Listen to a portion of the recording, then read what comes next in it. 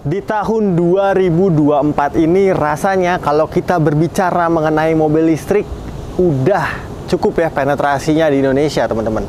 Karena banyak sekali pabrikan-pabrikan baru yang hadir menghajar pasar mobil-mobil listrik dengan harga yang menarik pastinya. Tapi walaupun harganya menarik, mobil-mobil listrik itu masih dibanderol di atas 500 juta.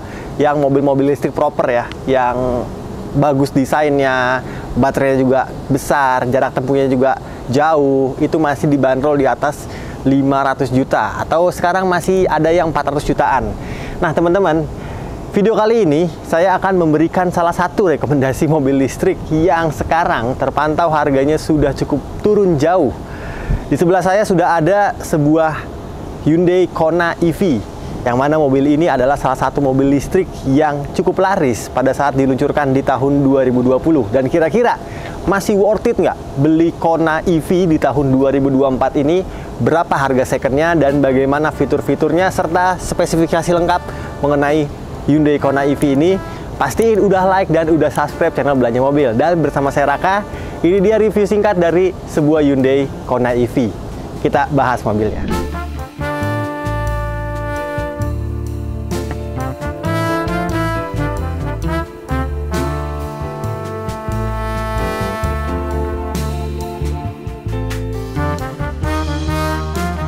Yes, teman-teman. Jadi ketika pasar mobil listrik itu sedang berkembangnya atau sedang populer di Indonesia, Hyundai adalah salah satu pionir merek yang memperkenalkan banyak sekali lini mobil listrik. Di medio 2020 ya, Hyundai memperkenalkan ada Hyundai Ioniq Sedan, teman-teman, yang dipakai GrabCar pada saat itu ya, dan juga Hyundai Kona EV ini.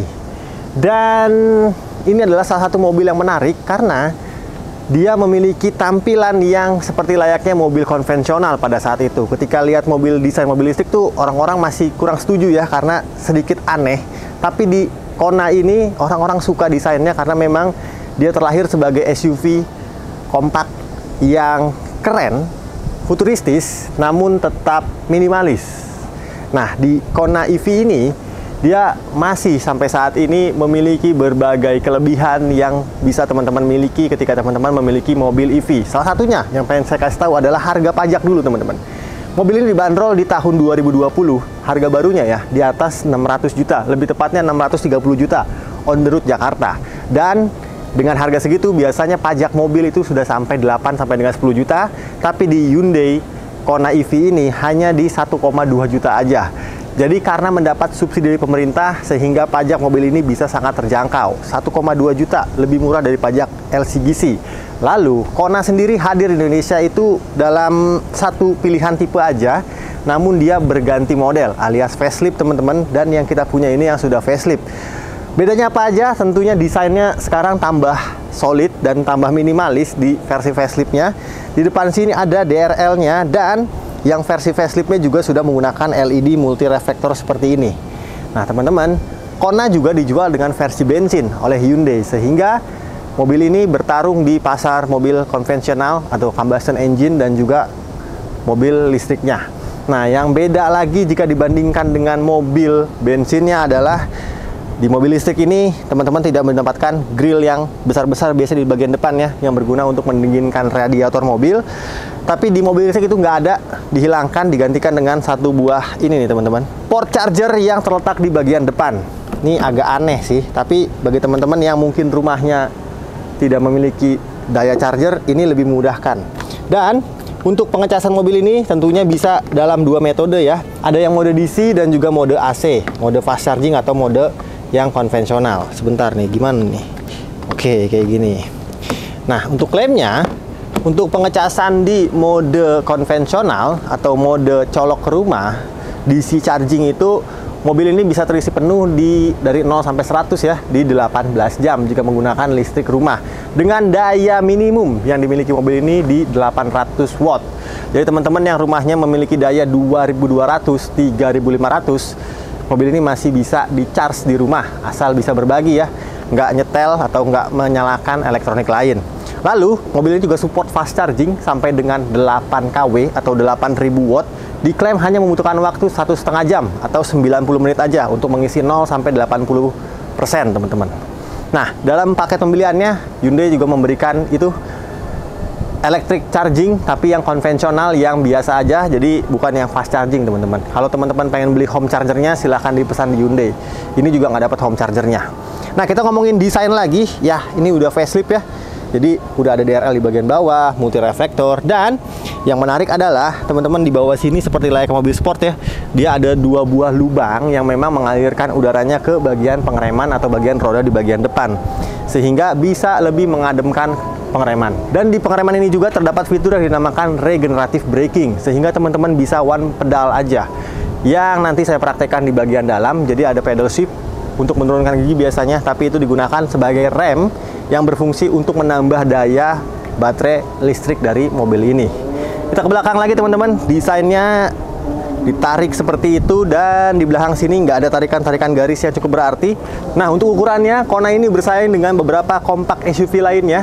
Adiknya ada Hyundai Creta, ini sama ukurannya teman-teman. HR-V atau dari Toyota ada Toyota CHR teman-teman. Ini masih kurang lebih sama ukurannya seperti Hyundai Kona. Nah, ngomong-ngomong, fitur mobil ini juga cukup banyak.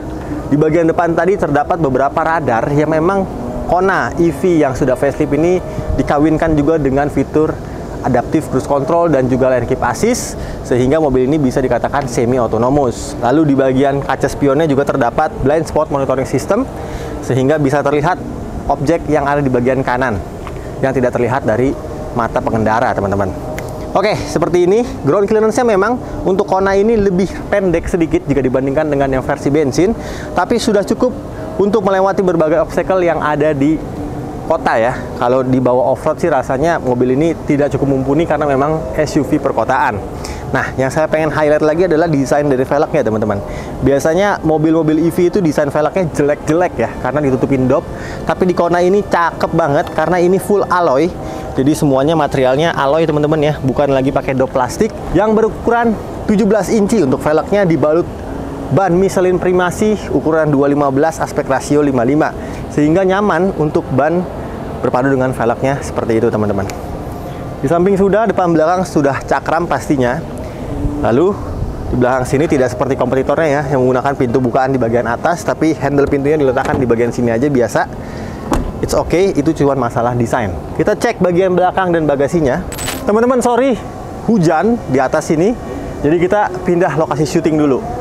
Let's go bro, kita pindah. Teman-teman, sorry ya, kita pindah lokasi syuting karena ya kita syuting di musim hujan ya, cuaca nggak bisa diprediksi. Anyway, kita balik lagi ngomongin Hyundai Kona. Jadi di belakang sini juga tampak berbeda karena memang tampilannya sekarang makin minimalis ya, seperti yang udah saya bilang tadi, dan lebih cakep menurut saya yang versi facelift ini, apalagi yang elektrik, karena dia saya minimalis juga udah canggih banget. Ini lampunya udah full LED ya untuk lampu rem dan lampu malamnya.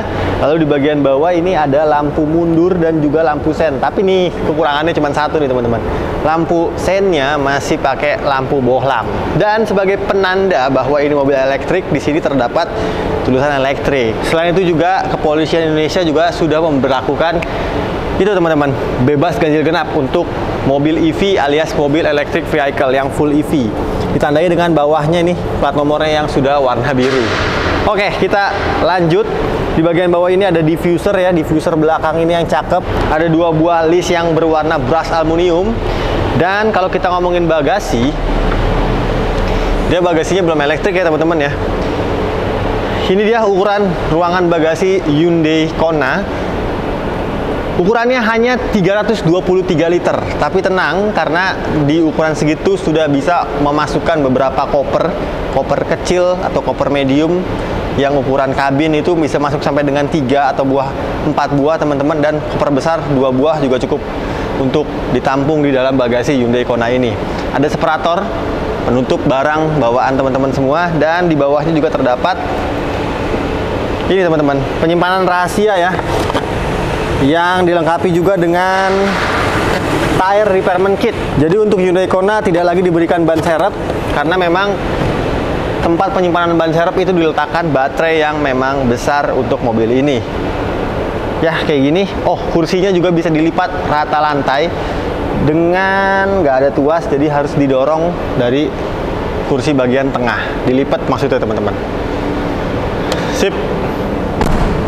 Nah, sebelum kita masuk ke interior, saya pengen ceritain dikit bagian mesinnya, yang mana mesin listriknya ini cukup mumpuni.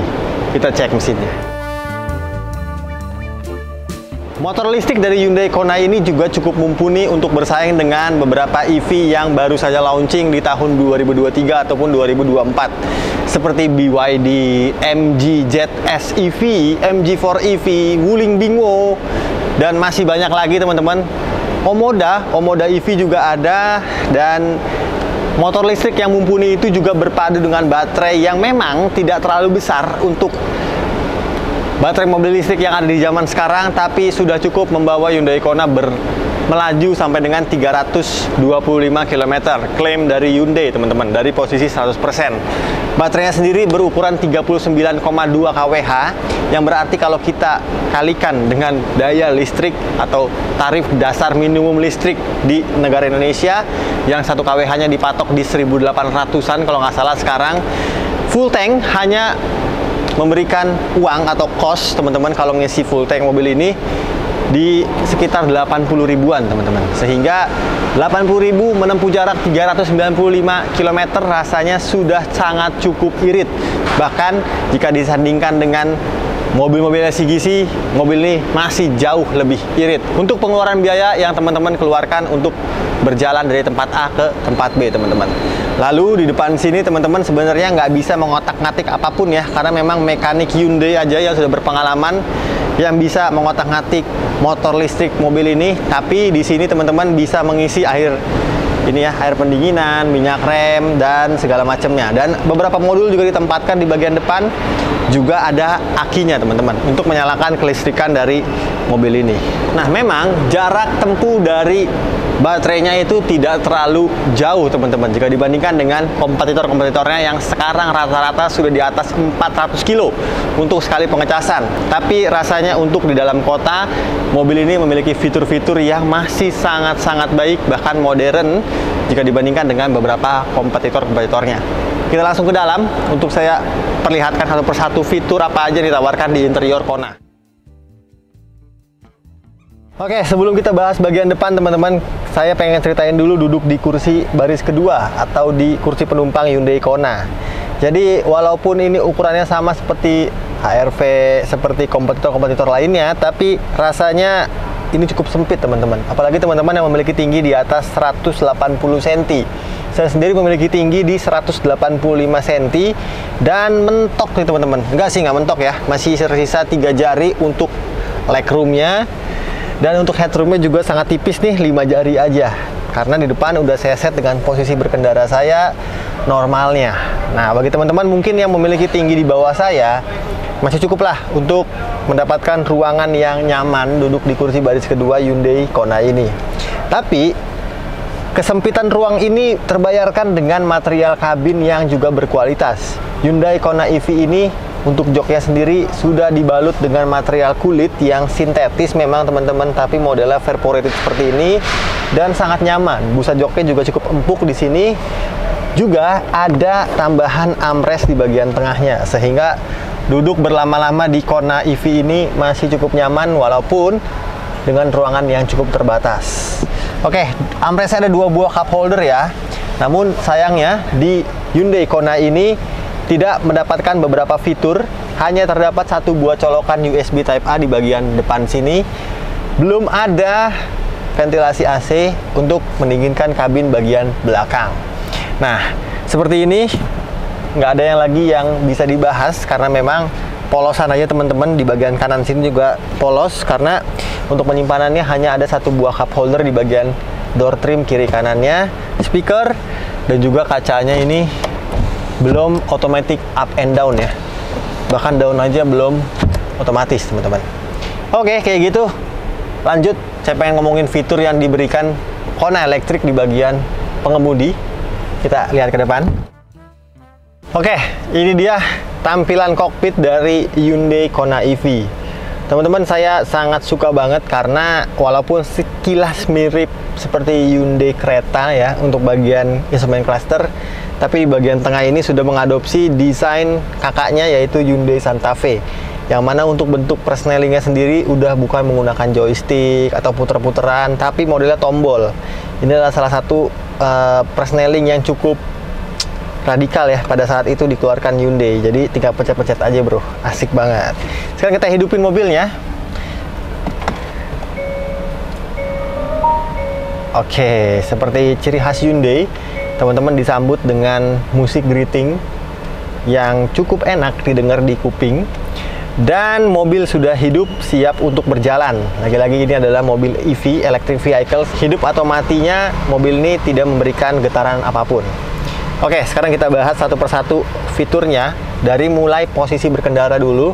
Ini saya sangat suka ya posisi berkendaranya, karena Hyundai Kona memang desain depannya itu tampak futuristis, dan juga memang di dalamnya juga seperti layaknya teman-teman menyetir sebuah mobil yang memang compact. Sehingga untuk rasa berkendara ini sangat enak sekali untuk teman-teman yang memiliki postur tinggi ataupun postur pendek. Terlebih bisa disesuaikan karena dia untuk setirnya sendiri sudah menggunakan pengaturan yang lengkap, ada teleskopik dan tilt, dan juga kursi ini keduanya teman-teman di bagian depan, penumpang bagian depan sudah elektrik juga. Untuk maju mundur, naik turunnya bahkan ada dua arah ya, bagian depan aja atau bagian belakang juga. Dan juga untuk reclining atau tidur rebahnya. Sip, saya suka banget nih. Salah satu fitur mobil premium yang juga dipertahankan di Hyundai Kona ini. Setir sudah, dan kita bahas langsung bagian instrumen clusternya. Instrumen clusternya sudah menggunakan TFT display, yang ini semuanya digital, yang seperti Hyundai Creta teman-teman. Pengaturannya atau informasi yang diberikan juga cukup lengkap teman-teman, karena selain jadi MID atau multi information display, mobil ini juga diberikan beberapa pengaturan untuk bagian infotainmentnya. Di sini kita mulai dari pengaturan yang pertama adalah attention level. Ini attention level adalah pengingat berkendara. Ketika teman-teman sudah berkendara beberapa jam, akan diingatin untuk beristirahat. Lalu di bawahnya attention level, di bawahnya sini bisa diatur ya. Ada penglihatan ini line keep assist, bisa dilihat di sini juga. Lalu di sebelahnya ada energy flow, berapa tenaga atau berapa daya baterai yang dialirkan untuk motor listrik, dari motor listrik ke roda, bisa terlihat di sini. Ada real time speedometer, drive info, ada average fuel consumption, time, dan juga ada pemakaian daya seberapa boros dari sebelumnya mengecas teman-teman. Oke, dan juga ini ada odometer secara real.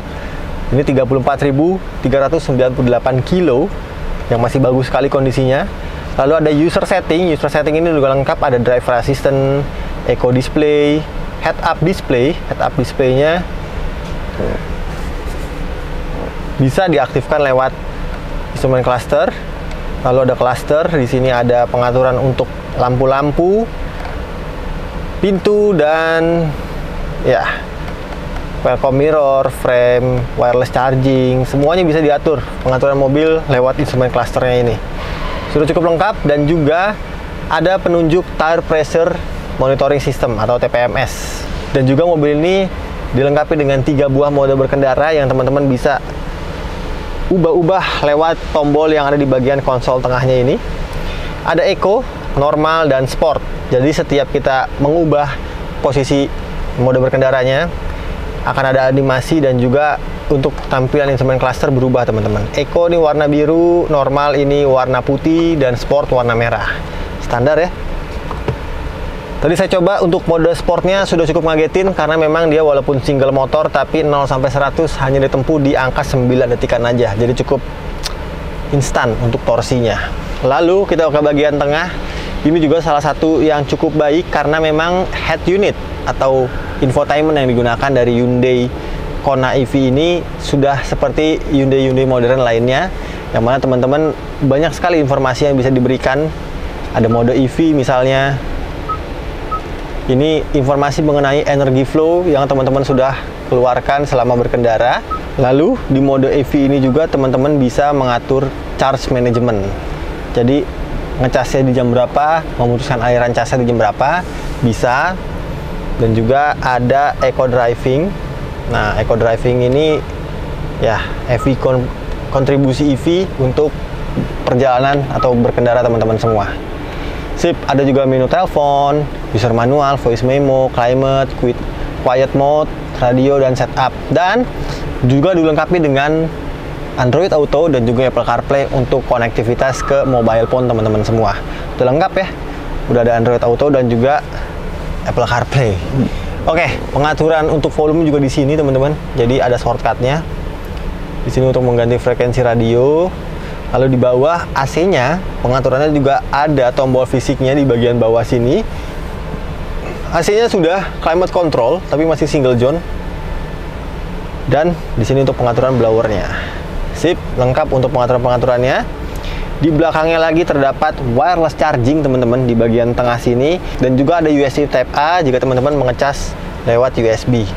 Ke bagian belakang ini yang saya suka, tadi saya bicarakan ya, bahwa untuk persneling tidak lagi menggunakan tuas, digantikan dengan beberapa tombol yang ada di belakang sini. Ada R untuk mundur, P untuk parkir, netral, dan juga drive atau D. Teman-teman bisa ngaktifin dengan hanya menginjak rem aja. Nah, ini kalau kayak gini nih, rem tangan udah rilis, bisa langsung jalan teman-teman. Kita ke P lagi. Lalu untuk rem tangannya sendiri sudah elektrik ya, electric park brake. Dan di bagian belakang Hyundai Kona juga tidak menghilangkan fitur pendingin jok bro. Ada pendingin jok untuk bagian kiri kanan dan juga penghangatnya lengkap teman-teman.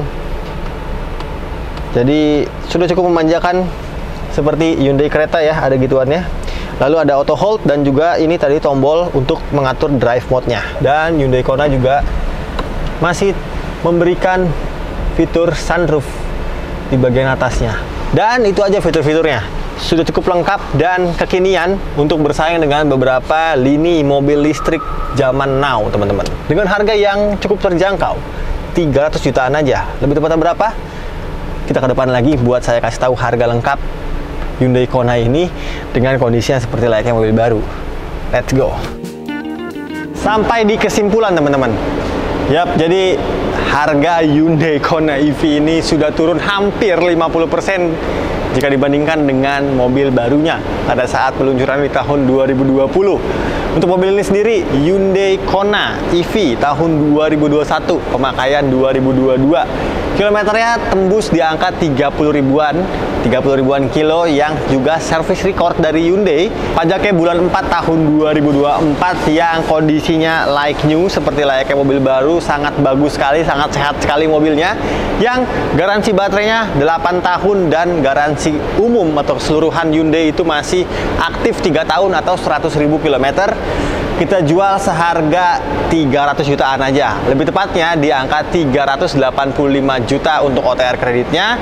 Dan untuk OTR cashnya kita jual di 420 juta. Tenang aja, harga tersebut masih bisa dinegosiasikan lagi dengan owner kita nggak? Tenang aja, harga tersebut masih bisa digoyang atau masih bisa turun lagi, tergantung negosiasi Anda. Kalau tertarik, langsung datang aja ke showroom kita di lokasinya di Bursa Otomotif Mangga 2 Square, lantai basement. Yap, jadi sudah cukup ya teman-teman. Sekian review singkat kami atau saya mengenai Hyundai Kona EV ini, yang mana ini mobil sangat worth it untuk teman-teman beli jika teman-teman mendambakan mobil EV pertama di rumah teman-teman semua. Bisa ambil Hyundai Kona ini. Sip, demikian. Terima kasih untuk teman-teman semua yang udah nonton video ini sampai habis. Jika suka dengan video-video yang Belanja Mobil buat, bisa di like, di komen, di share, dan di subscribe channel Belanja Mobil. Dan saya Raka pamit, sampai jumpa di video kita selanjutnya. Bye-bye. Pengen ngadem di Kona.